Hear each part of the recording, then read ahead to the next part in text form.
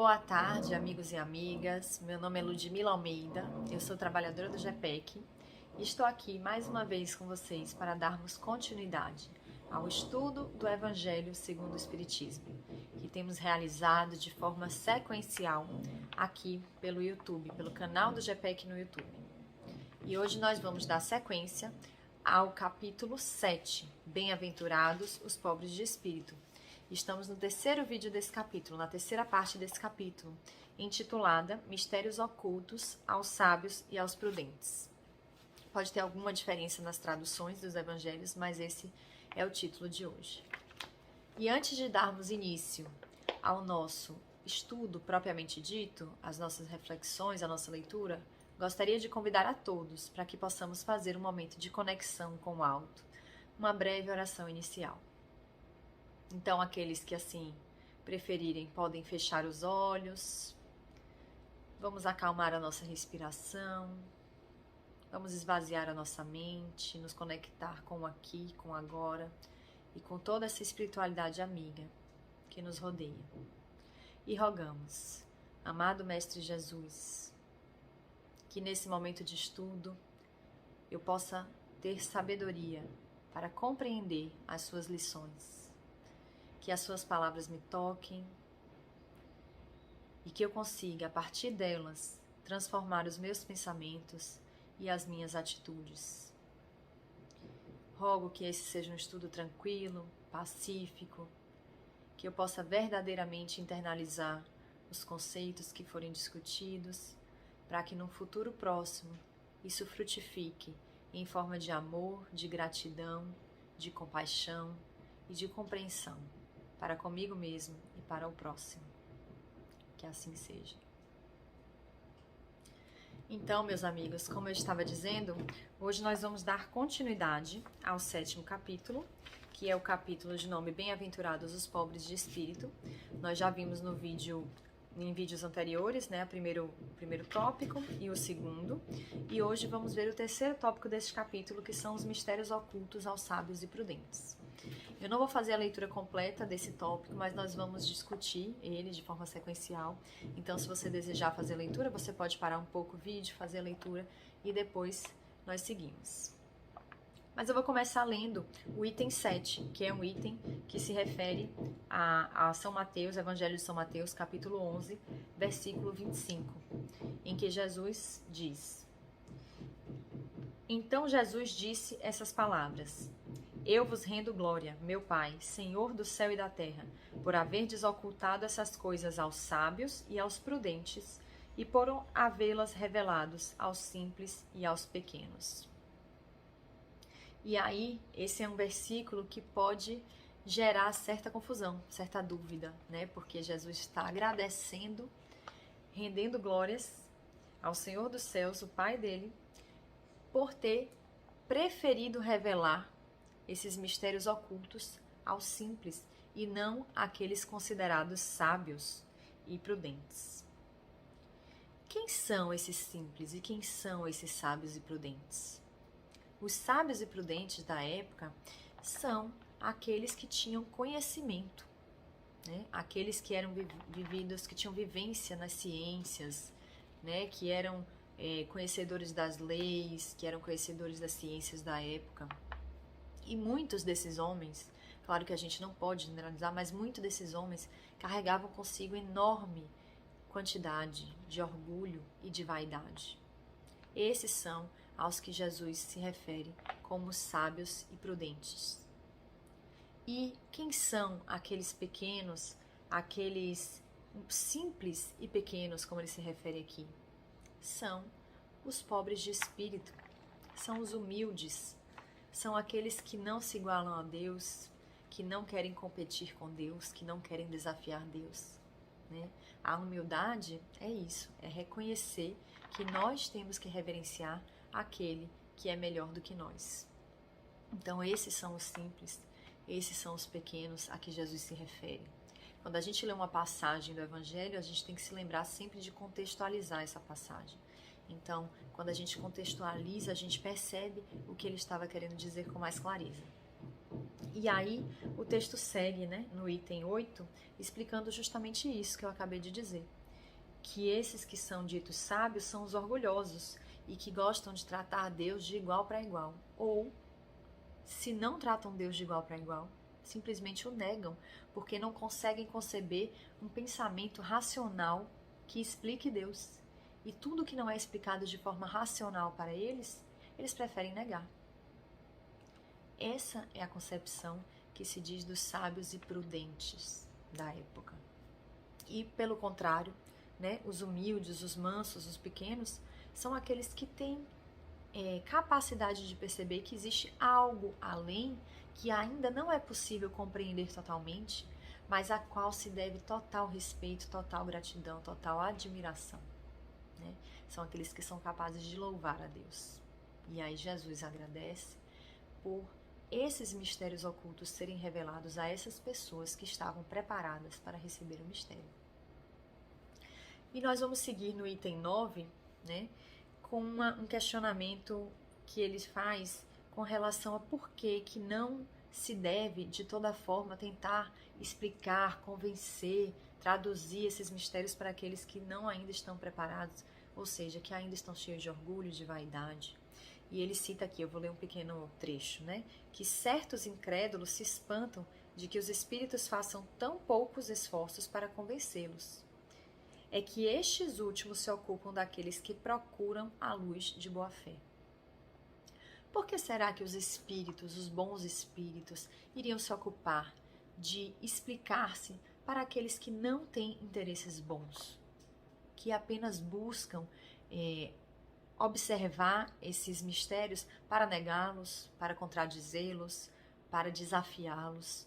Isso não teria nenhuma serventia, né? Isso não levaria ao melhoramento de ninguém, seria perda de tempo, né? Então os bons espíritos têm essa consciência de que não se deve investir tanta energia quando o terreno não é fértil, né? Nós precisamos de um terreno fértil para uma boa semeadura. E é por isso que quando a gente vê as comunicações dos espíritos, ou a gente vê os textos, os relatos, toda a literatura que a gente conhece, não há uma preocupação grande em se convencer ninguém sobre o espiritismo, sobre as leis divinas, porque essas pessoas que naturalmente buscam de boa fé, elas vão compreendendo gradualmente, sem precisar de convencimento, porque é lógico, é racional, é fluido, é tranquilo de se entender. E aí nós vamos seguir, meus amigos, para uma frase que eu achei bem interessante também, que é: Deus não quer lhes abrir os olhos à força, uma vez que lhes apraz tê-los fechado. Deus não vai forçar nada. Deus não vai se esforçar para que a gente enxergue a sua realidade. Muito pelo contrário, somos nós que temos que nos esforçar para enxergar a realidade de Deus, porque nós somos os mais beneficiados com isso. Não existe força, não existe empurrão nesse sentido, porque isso seria atropelar as etapas da vida, atropelar o crescimento, né? Nesse sentido, a gente não pode se adiantar, porque não seria benéfico para ninguém, né?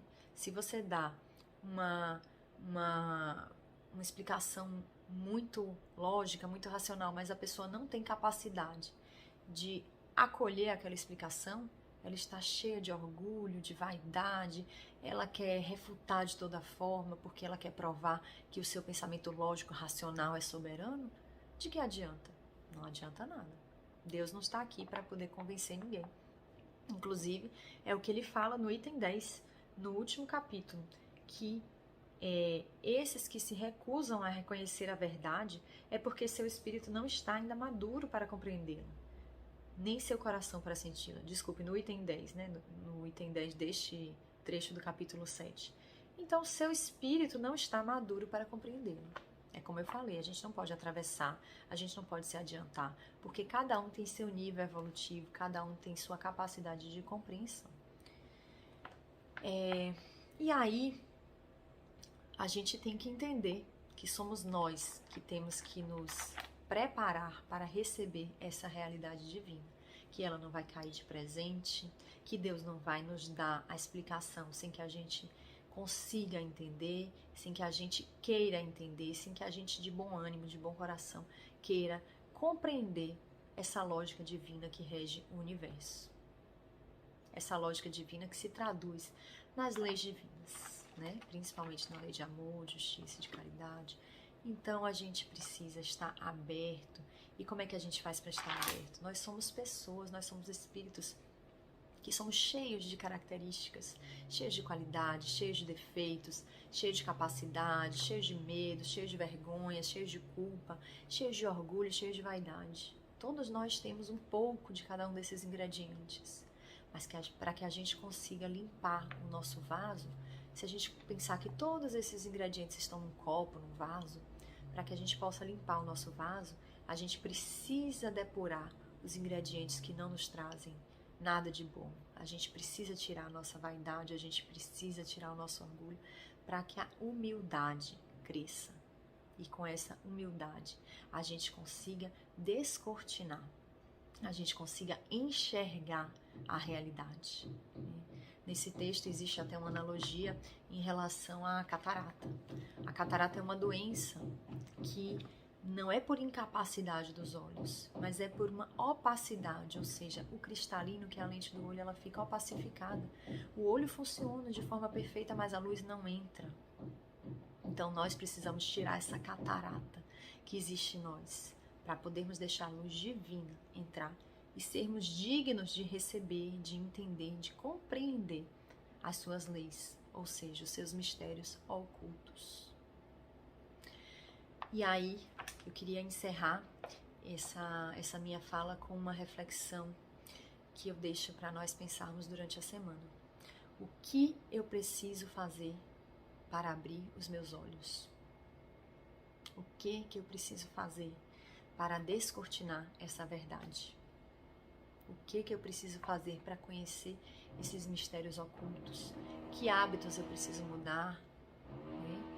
Que pensamentos eu preciso construir? O que eu preciso me desvencilhar? De que eu preciso me desvencilhar? Né? Quando a gente se despe, né? Quando a gente se despir do orgulho, da vaidade, que não nos permite entender a grandiosidade de Deus, aí sim a gente vai ter capacidade de compreender as suas leis, principalmente a lei de amor. Bom, meus amigos, era isso que eu tinha para trazer para vocês, né? Essa nossa busca, essa nossa depuração, essa nossa jornada em busca desses mistérios ocultos, que na verdade nada mais são do que as leis divinas. E para encerrar, eu gostaria que novamente nós voltássemos a fazer um momento de reflexão e de oração.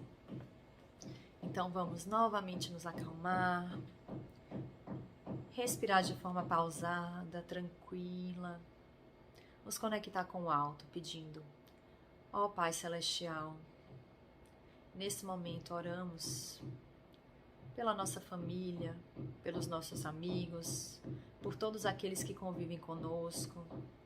Nesse momento oramos, Senhor, pela nossa vizinhança, pela nossa cidade, pelo nosso país e pelo mundo como um todo. Esse planeta que enfrenta uma fase bastante turbulenta, que precisa tanto da sua luz, Senhor. Pedimos por todos aqueles necessitados do seu amor, os necessitados de ordem física, adoentados, aqueles com doenças de ordem mental, aqueles que estão em condições de pobreza, de miséria, de abandono, de violência. Derrama sobre eles, Senhor, a sua bênção. E pedimos também que nos dê sabedoria para enfrentar essa semana que está começando, que possamos usar dos seus ensinamentos e sermos gratos a todo momento pelas condições que nos são oferecidas para crescer e melhorar. Que seja uma semana de paz, uma semana frutífera e abençoada. Obrigado, obrigado, Senhor. Que assim seja, que possamos ter uma semana de luz, de paz, e eu convido a todos para que no próximo domingo possam retornar para a continuidade do nosso estudo do Evangelho. Até a próxima.